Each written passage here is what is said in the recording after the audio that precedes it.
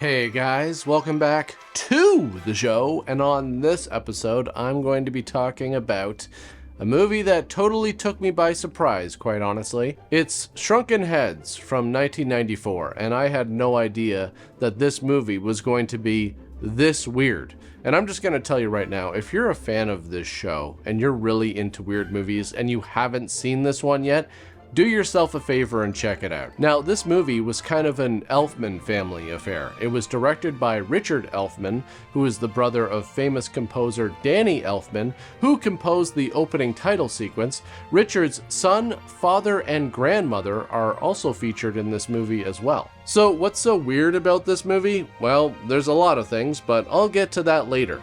Let's start with what the movie is about. Three teenage boys who are turned into shrunken heads with superpowers to exact revenge on the street gang members that killed them.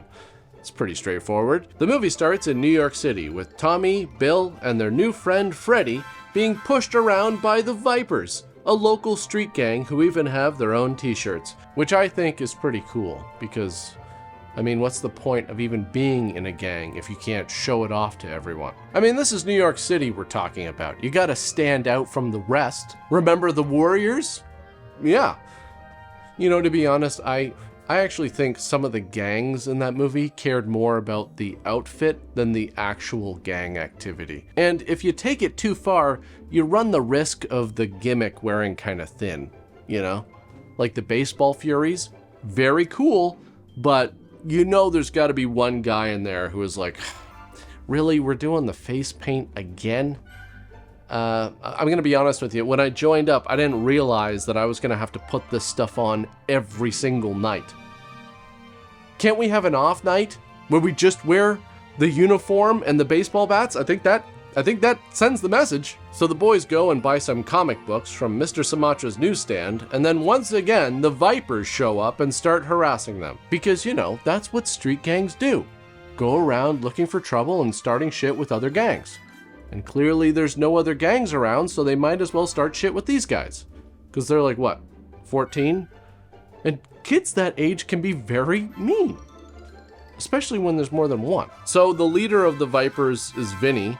I guess that's why he's got the vest on. And his girlfriend is Sally. And Tommy really likes Sally, and Sally likes Tommy. So Sally breaks up with Vinny because, you know, he beats up kids, and she starts making out with Tommy. But then Tommy's friends call him on the walkie-talkie, and they're like, hey, the Vipers are stripping a car. You can videotape their crime and get revenge. And I have to say, this might be the most unrealistic thing in this entire movie.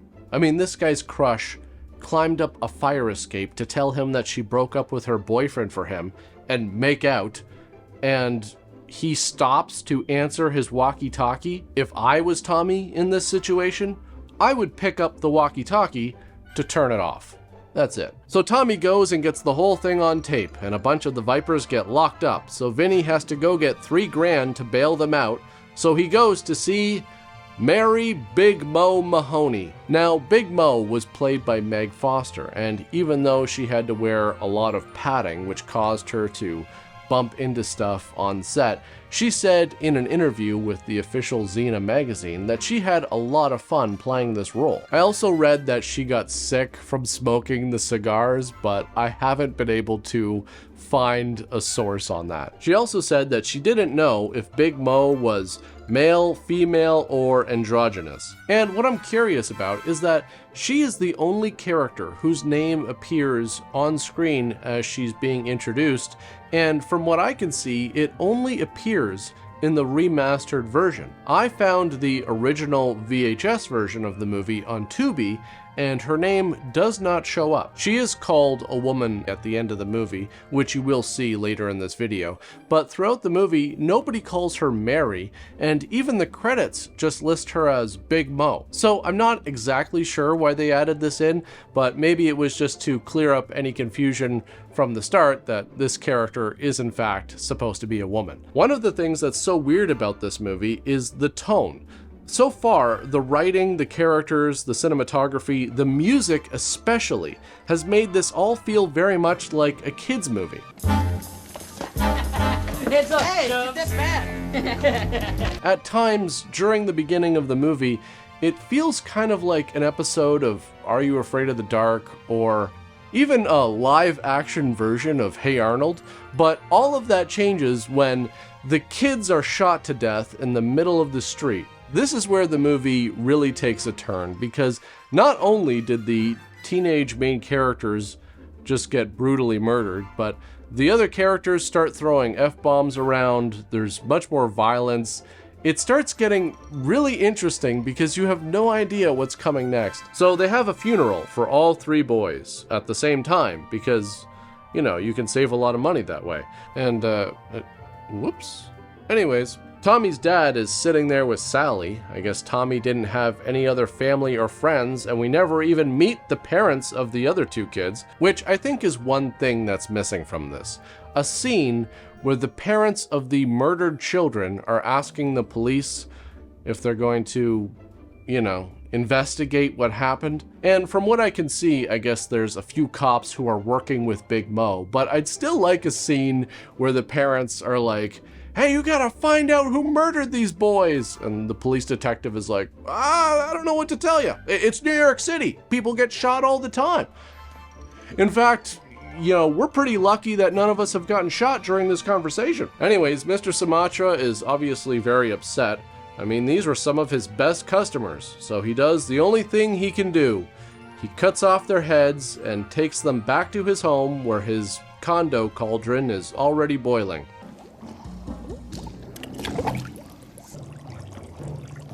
And this is just crazy. I mean, how disrespectful can you be? Your neighbors down the hall have to smell whatever you got simmering in that cauldron all the time. And do these dead animals really have to be strung up, just hanging there, rotting away? Can you not put them in the freezer for the time being until you're ready to use them? I mean, I'm not a master of conjuring spells or whatever, but does it really matter if the meat was previously frozen? Like, are the spirits really gonna get hung up on that? It's just being a considerate neighbor. Anyways, Sally starts dating Vinny again since, you know, Tommy's dead and it's New York City. The dating pool is pretty small. You've seen the streets at night, they're pretty much empty. So Sumatra throws a dead cat in with the boiling heads, and after a bunch of preparation, the heads are ready to come alive. So Sumatra is like, all right, it's time for you guys to use your powers and fly around. I'm gonna throw you in the air now, just use your mind. Figure it out. And I'm just wondering, I mean, obviously this isn't the first time he's done this. You know, used magic to create shrunken heads with superpowers. So why is he forced to run a newsstand for a living? There's gotta be some way to monetize this. Oh yeah, the taxes.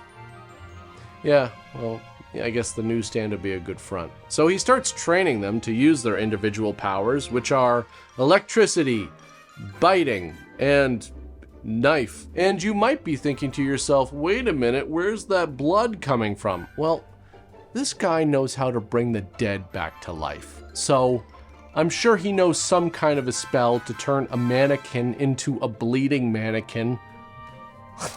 So now it's 1 year later, and Sumatra is like, all right, boys, go out there and fight crime. You're superheroes now. Yeah, kinda. And what's interesting about this is that when they kill someone, they become zombies that clean up the city. And look, I think this is a very innovative way to take on crime. Not only are you getting rid of the criminals, but you're then bringing them back to do some undead community service. Killing 2 birds with 1 stone here. Tommy goes to visit Sally, who doesn't have a picture of Vinny, her boyfriend, next to her bed, but a picture of Tommy instead. But then he sees that she's wearing a necklace from Vinny, so he's like, well, there's nothing left in this world for us now except revenge. There's nothing more for us in this world now except for revenge. Yeah, forget checking in on your families. The girl he kissed once is now dating another guy. So there's nothing left for any of them now. You might as well go out there and murder. But wait, Sumatra is blowing the horn, so it's time to go home because, you know, they gotta get ready for bed or something. Anyways, Vinny is trying to have sex with Sally, but she says that she's not ready yet. Well, what do you mean you're not ready? I mean, you're almost 16, right? And look, I know everybody wants their first time to be special, but what's more special than having sex in a car in the middle of the street? I mean, it will definitely be memorable. Maybe not a good memory, but memorable no less. So Sally breaks up with Vinny because I guess the bad guy who convinced her he wasn't a bad guy anymore was lying the whole time. How often does that happen? I hope you get run over, you dumbass little bitch. Vinny goes over to see Sumatra because he wants to know where his friends are, and Sumatra is like, they've paid for their sins and soon you will pay for yours. And what I love about this is that they're able to have a conversation at basically normal speaking volume because apparently this is the quietest street in New York City. Soon it will be your turn. Sins? What do you know about my sins? There's a scene here where Sally goes to visit Tommy's grave, and it's at this point that Tommy decides it's a good idea to reveal himself to her, but she really gets the ick, you know, because it's just his head. And besides that, I mean, if you know you're gonna see your ex, don't you want to clean up a bit? You gotta put some effort in. If you have the ability to float around and shoot lightning out of your head, you can figure out a way to at least wash your face. So he shocks her unconscious in order to show her what happened to him. Seems like a great way to give her a concussion, but whatever. Bear witness, Sally.